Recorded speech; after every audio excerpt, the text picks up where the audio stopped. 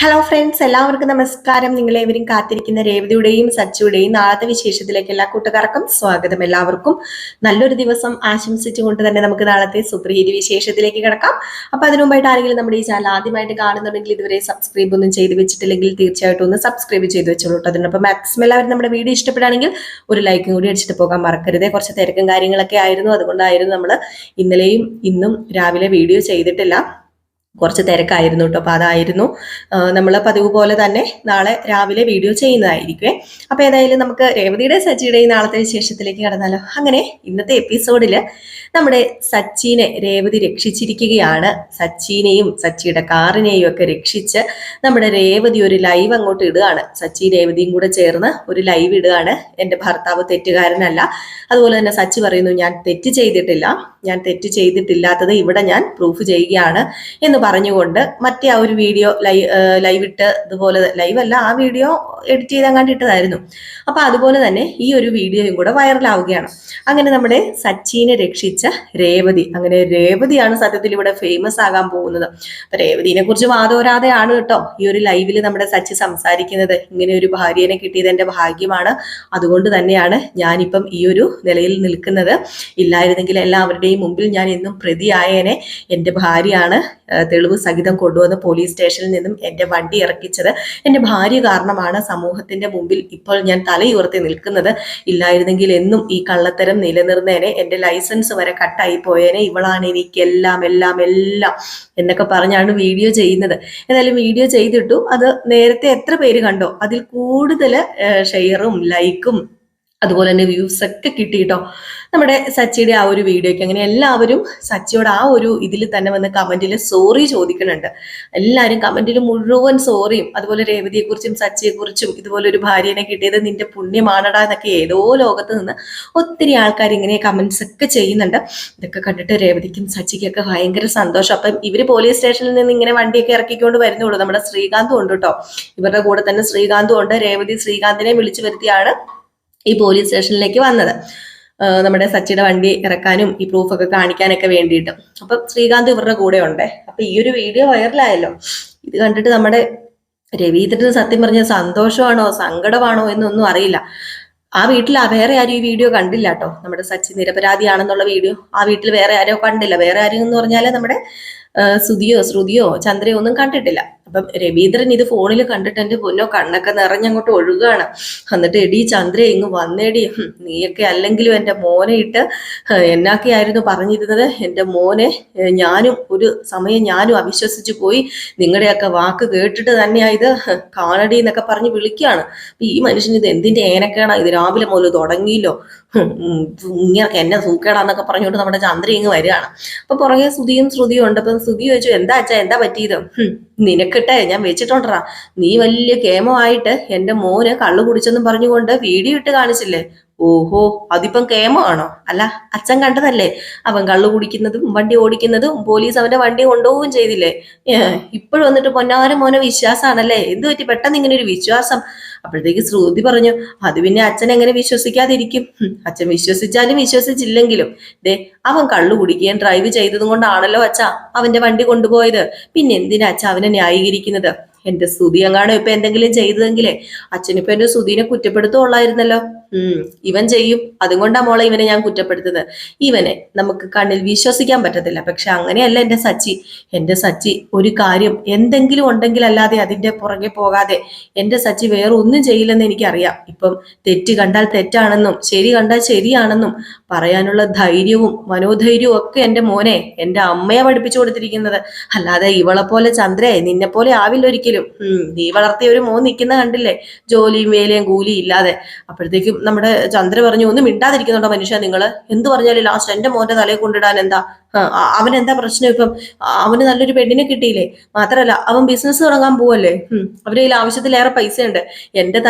എന്റെ മോന്റെ തലയിലെ രാശി, അല്ലാതെ സച്ചിനെ പോലെ പോലീസും പിടിച്ചോണ്ട് പോയി കള്ളും കുടിച്ച് കണ്ടടം തോറും ഇറങ്ങി നടക്കല്ല എന്റെ മോന്.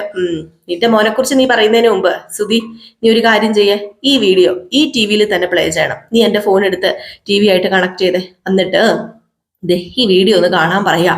അങ്ങനെ നമ്മുടെ രവീന്ദ്രൻ പറഞ്ഞതുപോലെ തന്നെ ശ്രുതി വീഡിയോ കാണിക്കാന്ന് പറഞ്ഞുകൊണ്ട് വീഡിയോ കണക്ട് ചെയ്തിട്ട് ആ വീഡിയോ കാണുകയാണ്. അന്തം വിട്ട് കുന്തം പോലെ ആയി പോയില്ലേ. എന്താണ് നമ്മുടെ ആന്റണിയാണ് ഇതിനെല്ലാം ഉത്തരവാദി. ആന്റണിയാണ് സത്യം പറഞ്ഞു കഴിഞ്ഞിട്ടുണ്ടെങ്കിൽ ഈ വീഡിയോ എടുത്ത് പബ്ലിഷ് ചെയ്തത് എന്നൊക്കെ അതിൽ പറഞ്ഞിട്ടുണ്ടായിരുന്നു.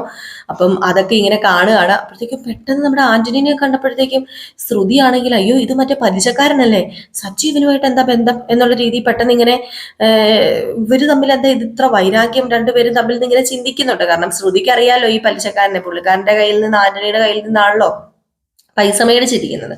അപ്പൊ അതുകൊണ്ടാണ് ശ്രുതി ചിന്തിച്ചത്. അതുകൊണ്ട് തന്നെ ശ്രുതി കൂടുതലൊന്നും പറയാനും പോയില്ല. ഇത് കണ്ടിട്ട് ചന്ദ്ര ഇതെന്താ ഇപ്പൊ ഇങ്ങനെ, ഇതിപ്പോ എന്താ ഇങ്ങനെയെന്നേ നീ ഇത് കേട്ടിട്ട് മനസ്സിലായില്ല ചന്ദ്ര? എന്റെ മോൻ കള്ളു കുടിച്ച് വണ്ടി ഓടിച്ചിട്ടില്ല, അവൻ കള്ളു കുടിച്ച് വണ്ടി ഓടിക്കത്തുമില്ല, അവന്റെ ശത്രുക്കൾ ചെയ്ത പരിപാടിയാ, അല്ലാതെ ഒരിക്കലും എന്റെ മകൻ തെറ്റ് ചെയ്തില്ല. പാവം അവനെ ഞാൻ അടിക്കാൻ വേണ്ടി കൈ ഓങ്ങി, അതുപോലെ എന്റെ പുറകെ എന്റെ മകൻ കെഞ്ചി നടന്നിട്ടും ഞാൻ അവനെ അവിശ്വസിച്ചു. ഞാൻ എന്തൊരു മഹാഭാവിയാ എന്റെ ഈശ്വര, ഞാൻ എന്തൊരു മഹാഭാവിയാ എന്നൊക്കെ പറഞ്ഞുകൊണ്ട് ചന്ദ്രയ്ക്ക് ഇത് കണ്ടിട്ട് അങ്ങോട്ട് പിടിക്കുന്നില്ല കേട്ടോ. ചന്ദ്രയാണെങ്കിലോ കോപ്പ് ഇത്രയും ദിവസം കെട്ടിപ്പൊക്കിക്കൊണ്ട് വന്നതെല്ലാം ഒരു നിമിഷം കൊണ്ട് ഉടഞ്ഞു പോവുകയാണല്ലോ. ഒരു നിമിഷം കൊണ്ട് വീണ് ഉടഞ്ഞു പോയി. കാരണം എങ്ങനെയെങ്കിലും ഈ ഒരു വഴി നമ്മുടെ രേവതിനെയും സച്ചിനെ ആ വീട്ടിൽ നിന്നും ഇറക്കി വിടാന്ന് ചിന്തിക്കുകയായിരുന്നല്ലോ രണ്ടുപേരും. അപ്പൊ പിന്നെ ഈ സംഭവം കൂടെ ആയപ്പോഴത്തേക്കും ഇനിയിപ്പം ഇറക്കി വിടാൻ പറ്റത്തുമില്ല. അങ്ങനെ തലയെ കൈയും വെച്ച് നമ്മുടെ ചന്ദ്രൻ ഇങ്ങനെ നിൽക്കുകയാണ്. ഏതായാലും ഈ സമയത്ത് നമ്മുടെ ആന്റണിക്കിട്ട് പൊട്ടീരൊക്കെ വെച്ച് കൊടുക്കുന്നുണ്ടേ. പൊട്ടീരൊക്കെ വെച്ച് കൊടുത്തേ ആർക്ക്? സച്ചി. അതും രേവതി സച്ചിനെ കൊണ്ട് ആന്റണിക്ക് പൊട്ടിയിൽ വെച്ച് കൊടുത്തു, പോലീസ് സ്റ്റേഷനിൽ വെച്ച് തന്നെ. പിന്നെ പോലീസുകാർ കയറി വന്ന് തടഞ്ഞത് കൊണ്ട് മാത്രമാണ്. പിന്നെ സച്ചി പറയുകയും ചെയ്തു, എന്റെ ഭാര്യ എന്ത് പറഞ്ഞാലും ഞാൻ ചെയ്യും, എന്റെ ഭാര്യ പറഞ്ഞിട്ടാണ് ഞാൻ ഇവന്റെ പൊട്ടിയിൽ വെച്ച് കൊടുത്തതെന്ന് പറഞ്ഞുകൊണ്ട് അവിടെ നമ്മുടെ സച്ചി കുറച്ച് ഷോയൊക്കെ ഇറക്കി. ഏതായാലും സച്ചി ഷോയൊക്കെ കഴിഞ്ഞു, അവരുടെ ഷോയൊക്കെ തീർന്നു. നമ്മൾ ആന്റണീനെ പിടിച്ച് ലോക്കപ്പിൽ വിട്ടു. ഏതായാലും ആന്റണിയുടെ കേസ് ഇനി ആ വഴിക്ക് പോകും. ആന്റണി ഇനി കോടതിയിൽ പോകും. അത് കഴിഞ്ഞിട്ട് മിക്കവാറും വേണമെങ്കിൽ നമ്മുടെ ആന്റണി എങ്ങോട്ടും പോകും, ജയിലിലും പോകാൻ ചാൻസ് ഉണ്ട്. അപ്പൊ അതുപോലെയാണ് മറ്റുള്ളവരെ തെറ്റിദ്ധരിപ്പിക്കാൻ വേണ്ടി ചെയ്ത ഒരു കേസാണ്. അപ്പൊ ഇത്ര വർഷം തടവും ഇത്ര രൂപ പിഴയും ഒക്കെ ഉണ്ട്. അപ്പൊ അത് ആ വഴിക്ക് അങ്ങ് പോയി. നമ്മുടെ രേവതി സച്ചി സന്തോഷത്തോടു കൂടി വീട്ടിലേക്ക് വരികയാണ്. അങ്ങനെ വീട്ടിലേക്ക് വരുന്നു. വീട്ടിലേക്ക് വന്നതും രവീന്ദ്രൻ ഇവരെ കണ്ടതും അങ്ങ് വല്ലാണ്ടായി പോയിട്ടോ. മോനെ മാപ്പ് താ ഈ അച്ഛന്, മോനെ നീ മാപ്പ് താ മോനെ, ഈ അച്ഛന് തെറ്റുപറ്റിപ്പോയി മോനെ, മോനെ ക്ഷമിക്കും മോനെ, ഈ അച്ഛനോട് നിന്റെ ഭാര്യ നിന്നെ വിശ്വസിച്ചു, അതുകൊണ്ടാണല്ലോ അവള് പോയി അന്വേഷിച്ച് കണ്ടുപിടിച്ച് നീ തെറ്റ് ചെയ്തിട്ടില്ലെന്ന് അവള് വരുത്തിയത്. പക്ഷെ ഈ അച്ഛൻ അതിനു പോലും കഴിയാത്തൊരു മഹാഭാവിയായി പോയല്ലോടെ. ഈ അച്ഛനെ തല്ലട, നിന്നെ തല്ലാൻ ഞാൻ ഓങ്ങിയില്ലോ, ഈ അച്ഛനെ തല്ലടാന്ന് പറഞ്ഞ് കൈ പിടിച്ച് നമ്മുടെ രവീന്ദ്രൻ ഇങ്ങനെ അടിക്കാനൊക്കെ തുടങ്ങുമ്പോ അച്ഛ ഇത് എന്താ അച്ഛ ഈ കാണിക്കുന്നത്, അച്ഛൻ എന്താ മട്ടുണ്ടോ, എന്താ അച്ഛ ഇത്, ഞാനൊരു തെറ്റ് ചെയ്തത് അത് അച്ഛൻ തിരുത്താൻ നോക്കി, ഞാൻ തെറ്റ് ചെയ്തിട്ടില്ലെന്ന് എനിക്കറിയാം, പക്ഷെ അത് തെളിയിക്കേണ്ടത് എന്റെ ഉത്തരവാദിത്വമായിരുന്നു. അത് വീഡിയോ സഹിതം വന്നു, അച്ഛൻ അത് കണ്ടു, അച്ഛന് ഒട്ടും സഹിക്കാൻ പറ്റില്ലെന്ന് എനിക്കറിയാം, ഞാൻ കള്ളു കുടിച്ച് ഡ്രൈവ് ചെയ്യില്ല എന്ന് അച്ഛൻ അറിയാമെങ്കിൽ പോലും തെളിവ് സഹിതം അച്ഛന്റെ മുമ്പിൽ നിൽക്കുമ്പോൾ അച്ഛൻ എന്നെ കുറ്റപ്പെടുത്തും, അത് സ്വാഭാവികം. അച്ഛൻ കുറ്റപ്പെടുത്തും, അച്ഛൻ കുറ്റം പറയുന്നത് ഞാൻ കേൾക്കണം, ഞാൻ എന്റെ തെറ്റ് ഞാൻ തിരുത്തണം, അല്ലെങ്കിൽ ഞാൻ തെറ്റ് ചെയ്തിട്ടില്ലെന്ന് ഞാൻ പറയും. അത് വിശ്വസിക്കുകയോ വിശ്വസിക്കാതിരിക്കുകയോ, വിശ്വസിക്കാനുള്ള എല്ലാ ഇതും അച്ഛന്റെ കയ്യിലുണ്ടല്ലോ. ഞാൻ ആ കള്ളു കുടിച്ചു എന്ന് വിശ്വസിക്കാനുള്ള എല്ലാ തെളിവും അച്ഛന്റെ കയ്യിൽ ഉണ്ടായിരുന്നു. അതുകൊണ്ടല്ലേ അച്ഛൻ വിശ്വസിച്ചത്. എന്തിനാ അച്ഛ വേണ്ട, ഇനിയിപ്പം എന്നോട് ക്ഷമയൊന്നും ചോദിക്കരുത്, അച്ഛന്റെ മുമ്പിൽ ഞാൻ എന്നും ചെറുത് തന്നെയാ, എന്നെക്കാളും വലുതൊരിക്കലും അച്ഛനാകാൻ പാടില്ല എന്നൊക്കെ പറഞ്ഞ് ഇവരങ്ങോട്ടും ഇങ്ങോട്ടും ഒക്കെ ഇത് രേവതിയുടെ കണ്ണൊക്കെ ഇങ്ങനെ നിറഞ്ഞൊഴുകുക. നമ്മുടെ രവീന്ദ്രനാണെങ്കിൽ കെട്ടിപ്പിടിക്കുക. എന്നിട്ട് രേവതിയുടെ അടുത്ത് എന്നിട്ട് മോളെ, നീയാ മോളെ യഥാർത്ഥ ഭാര്യ, നിന്നെപ്പോലൊരു ഭാര്യനെ കിട്ടി, ഇവനുണ്ടല്ലോ പുണ്യം ചെയ്തിട്ട് തന്നെയാ, ദൈവമാ നിന്നെ എന്റെ മുമ്പിൽ കൊണ്ടുപോയി തന്നത് എന്റെ മോന് കൈപിടിച്ച് കൊടുക്കാൻ വേണ്ടി. നീ അവന്റെ ലൈഫിൽ വന്നത് കൊണ്ടല്ലേ അവനിപ്പം എല്ലാം പ്രതിസന്ധിയും തരണം ചെയ്ത് കടന്നു പോകുന്നത്. നിന്നെപ്പോലൊരു മരുമകളെയും ഭാര്യയും മകളെയും ഒക്കെ കിട്ടിയ ഞങ്ങളൊക്കെ പുണ്യം ചെയ്തവരാ. കണ്ടു പഠിക്ക. നീയൊക്കെ നാഴേക്ക് 40 വട്ടം രേവതിനെ കുറിച്ച് കുറ്റം പറയൂല്ലോ, ആർക്കെങ്കിലും പറ്റുമോടി ഇങ്ങനെയൊക്കെ? അത് രേവതിക്ക് മാത്രമേ പറ്റത്തുള്ളടി, അതിന് അന്തസ് വേണോടി, അഭിമാനം വേണോടി എന്നൊക്കെ പറഞ്ഞുകൊണ്ട് നമ്മുടെ രേവതിനെ ഇങ്ങനെ രവീന്ദ്രൻ ഇങ്ങനെ പുകഴ്ത്തി വിടാണ്, ഉള്ള കാര്യമാണ് പറയുന്നത്. അത് കഴിഞ്ഞപ്പോഴത്തേക്കും നമ്മുടെ ശ്രുതി ചോദിച്ചു, അല്ല ഇതൊക്കെ എങ്ങനെ നടന്നു, രേവതി ഇതൊക്കെ എവിടെന്നാ രേവതിക്ക് കിട്ടിയത്? അപ്പൊ രേവതി പറഞ്ഞു, ശ്രുതി, എന്റെ ഭർത്താവ് തെറ്റ് ചെയ്തിട്ടുണ്ടെങ്കിലേ ഞാനത് തെറ്റാണെന്ന് തന്നെ പറഞ്ഞ് തിരുത്തി കൊടുക്കും. പക്ഷെ എന്റെ ഭർത്താവ് തെറ്റ് ചെയ്യാതെ എന്റെ ഭർത്താവിനെ എല്ലാവരും ശിക്ഷിക്കുകയാണെങ്കിൽ എന്റെ ഭർത്താവ് തെറ്റ് ചെയ്തിട്ടില്ലെന്ന് ഈ രേവതി തെളിയിക്കുക തന്നെ ചെയ്യും. അത് എവിടെ പോയിട്ടാണെങ്കിലും എന്ത് നേരിട്ടാണെങ്കിലും എന്റെ ജീവൻ കൊടുത്തിട്ടാണെങ്കിലും എന്റെ ഭർത്താവിനെ ഞാൻ രക്ഷിക്കും. അതാ ഇപ്പൊ ഇവിടെ നടന്നത്. ദേ, എനിക്ക് അതിനെക്കുറിച്ച് കൂടുതൽ പറയാനൊന്നും താല്പര്യമില്ല. എന്റെ സച്ചേട്ടൻ വന്നു, ലോകത്തിന്റെ മുമ്പിൽ എന്റെ സച്ചേട്ടൻ തെറ്റുകാരനല്ലെന്ന് തെളിഞ്ഞു. എനിക്ക് അത് മാത്രം മതി, എനിക്ക് വേറെ ഒന്നും വേണ്ട എന്ന് പറഞ്ഞ് രേവതി. അപ്പോഴത്തേക്കാണെങ്കിൽ നമ്മുടെ രവീന്ദ്രൻ, ചന്ദ്രേ, എടി പൊടി പൊടി പൊടി, അകത്ത് കയറി പോയി ആരതി എടുത്തോണ്ട് പാടി. ആരതിയോ? എന്തിനാ ആരതി? എന്തിനാ ആരതി എന്ന് ഞാൻ പറയണോ അല്ലേ? എടുത്തോണ്ട് വരാൻ പറഞ്ഞാൽ പോയി എടുത്തോണ്ട് വന്നാ മതി എന്നിങ്ങനെ രവീന്ദ്രൻ പറഞ്ഞു, ആജ്ഞാപിച്ചു. ചന്ദ്ര എടുത്തോണ്ട് വരാം എന്ന് പറഞ്ഞ് പോവുക. എന്നിട്ട് പറഞ്ഞു, ഇവരെന്നാ ആദ്യമായിട്ട് വല്ലതും ആണോ ഈ വീട്ടിലേക്ക് കയറി വരുന്നത് ആരതി ഒഴിഞ്ഞ് സ്വീകരിക്കാനായിട്ട്? അല്ലെങ്കിൽ ഇവിടെ എന്തെങ്കിലും സന്തോഷം വല്ലതും നടന്നോ? സന്തോഷം നടന്നടി, സന്തോഷം നടന്നു. ഇവന്റെ ജീവിതത്തിലെ ഏറ്റവും വലിയ സന്തോഷമാണ് ഇപ്പൊ നടന്നിരിക്കുന്നത്. അതുകൊണ്ടാ പറഞ്ഞത് മര്യാദയ്ക്ക് ആരതി ഒഴിയടി എന്ന് പറഞ്ഞു. ആദ്യമൊന്നും നമ്മുടെ ചന്ദ്ര ആരതി ഒഴിയാൻ തയ്യാറായില്ല. അത് കഴിഞ്ഞ് ശ്രുതിനെ കൊണ്ടും ചന്ദ്രനെ കൊണ്ടും ഒക്കെ നമ്മുടെ രേവതിനെയും സച്ചിനെയും ആരതി ഒഴിയിച്ചാണ് അകത്തേക്ക് കയറ്റുന്നത് കേട്ടോ. ഇതാണ് പറയുന്നത് കർമ്മ എന്നുള്ളത്. ഇതല്ലേ കർമ്മ, പിന്നെ ഏതാണ് കർമ്മയല്ലേ?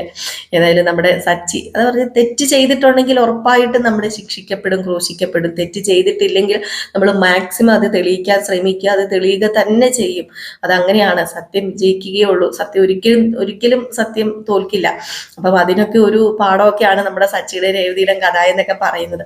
അങ്ങനെ സച്ചിയുടെ രേവതിയുടെയും അന്നത്തെ ദിവസം ഒരു നല്ലൊരു ദിവസം തന്നെയാണ്. സച്ചി രേവതിയുടെ ഈ റൊമാൻസും സന്തോഷവും സങ്കടവും എല്ലാം കൂടി ചേർന്ന ഒരു ദിവസമാണ്. ചന്ദ്രയുടെ ദിവസം അന്നത്തെ പോക്കായിട്ടോ. എൻ്റെ പൊന്നോ, ചന്ദ്രയാണെങ്കിൽ ശ്രുതിയോടും പറയുന്നുണ്ട്, എൻ്റെ പൊന്നു മക്കളെ, നമുക്ക് കിട്ടിയൊരു ചാൻസ് ആയിരുന്നു, പക്ഷെ എന്ത് ചെയ്യാനാ, മറ്റവള് പോയി തെണ്ടി തിരിഞ്ഞ് എല്ലാ തെളിവും കൊണ്ടുവന്ന് കൊടുത്തില്ലേ പോലീസ് സ്റ്റേഷനിൽ. ഇല്ലെങ്കിൽ അവനെയും അവളെ ഇറക്കാൻ പറ്റിയ സമയമായിരുന്നു ഇവിടെ നിന്നൊക്കെ പറയാ. ശ്രുതിയും പറയുന്നുണ്ട് കേട്ടോ നമ്മുടെ ശ്രുതിയോട്, എങ്കിലും കിട്ടിയ ഒരു അവസരമായിരുന്നു. ആ പ്രൂഫ് ഒന്നും ഇല്ലായിരുന്നെങ്കിൽ അവൻ നാറിയാനെ, വിളറി വെളുത്തേനെ. മാത്രമല്ല അവന് ലൈസൻസ് ഒക്കെ കട്ടായിട്ട് അവന് ജോലി ഇല്ലാതെ വീട്ടിലിരിക്കേണ്ട ഒരു അവസ്ഥ വന്നേനെ. ഇതിപ്പോ ഇതെല്ലാം തിരിഞ്ഞു പോയല്ലോ എന്ന് ഓർത്തിട്ടാന്നൊക്കെ പറഞ്ഞ് നമ്മുടെ ശ്രുതിയും ഇങ്ങനെയൊക്കെ പറയുന്നുണ്ട്. ഏതായാലും സച്ചിനെയും രേവതിനെ അപ്രിഷിയേറ്റ് ചെയ്ത് നമ്മുടെ വർഷ സംസാരിക്കുന്നുണ്ട് കേട്ടോ. കൺഗ്രാജുലേഷൻസ് രേവതി ചേച്ചി നല്ലൊരു ഭാര്യ തന്നെയാണ്. രേവതി ചേച്ചിനെ കണ്ടു വേണം ഇനി ഞാനൊക്കെ പഠിക്കാനായിട്ട്. കാരണം രേവതി ചേച്ചിയുടെ ഭർത്താവിനെ എത്രയ്ക്ക് സെക്യൂർ ആയിട്ടാണ് രക്ഷിച്ച് കൊണ്ടുവന്നിരിക്കുന്നത്. അഭിമാനം തോന്നുക കണ്ടോ, രോമാഞ്ചം വരെ രോമം വരെ പൊങ്ങി നിൽക്കാന്നൊക്കെ പറഞ്ഞ് വർഷയും ഇങ്ങനെ രേവതിനെ ഒരുപാട് രേവതിനെ ഒരുപാട് പുകഴ്ത്തി പറയുന്നുണ്ട്. പുകഴ്ത്തി പറയുന്നതല്ല, സത്യം തന്നെയാണ്. രേവതിനെ ഒരുപാട് അഭിമാനത്തോടു കൂടി ഇങ്ങനെ സംസാരിക്കുന്നൊക്കെ ഉണ്ട്. ഏതായാലും സച്ചിക്കും രേവതിക്കും സന്തോഷമായി. അവര് സന്തോഷത്തോടെ ഇങ്ങനെ തന്നെ പോകട്ടെ. ഇടയ്ക്ക് മൂട്ടനും ഒക്കെ ഒരു അടിയും ഇതൊക്കെ ഇല്ലെങ്കിൽ പിന്നെ എന്താ അല്ലേ?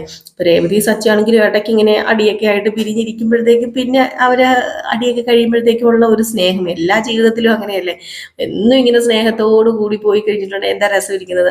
2 ദിവസം ഒരു അടിയൊക്കെ ഇട്ടിട്ട് 3-ാമത്തെ ദിവസം പിന്നെ ഒരു സ്നേഹമൊക്കെ ആകുമ്പോഴത്തേക്കും അതൊരു പ്രത്യേക ഒരു ഇത് തന്നെയല്ലേ, ഒരു ഫീല് തന്നെയാണ്. അതെല്ലാവരുടെയും ജീവിതത്തിൽ വരുന്നത് തന്നെയാണ്. അതുപോലെ തന്നെയാണ് നമ്മുടെ രേവതിയുടെ സച്ചിയുടെയും ജീവിതത്തിൽ.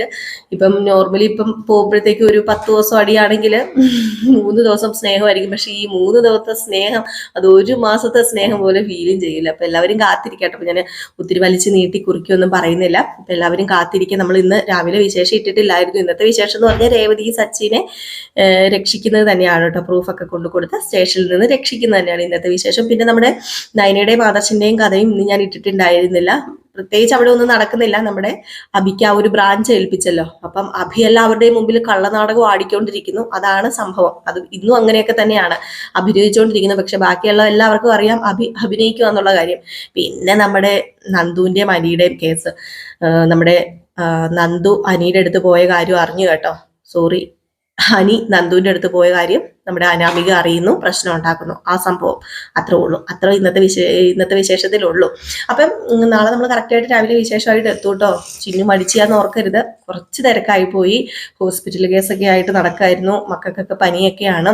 അപ്പൊ അതുകൊണ്ടാണ്. അപ്പൊ അതാണ് ഞാൻ സത്യം പറഞ്ഞ വീഡിയോ രാവിലെ ഇടാതിരുന്നത് കേട്ടോ. 2 ദിവസം ഇല്ലായിരുന്നു. അപ്പൊ അതുകൊണ്ടാണ് ഇപ്പൊ എല്ലാവരും ഒന്ന് ക്ഷമിച്ചേക്കുന്നത്. അപ്പൊ ടാറ്റ ബൈ ബൈ, ഒരു ലൈക്ക് അടിച്ചിട്ട് പോകാൻ മറക്കരുതേ.